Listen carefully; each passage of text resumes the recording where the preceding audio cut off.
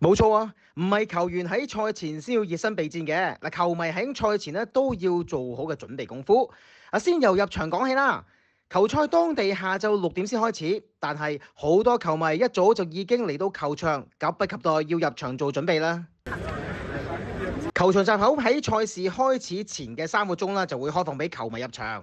所有門票啦都要用手機去開啟，掃完門票就要過保安一關，之後就可以入場㗎啦。除咗飲飲食食之外，又點可以少得紀念品啊？不論場外抑或係場外，都有大批球迷排隊買紀念品。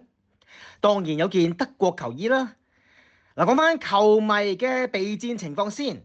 講緊嘅係佢哋提早入場，將啲橫額掛喺球場側邊，大部分咧都係寫上球員名字，為佢哋打氣。好啦，橫額放好，係時候為球隊打氣啦。聽下球場內有幾咁震撼先。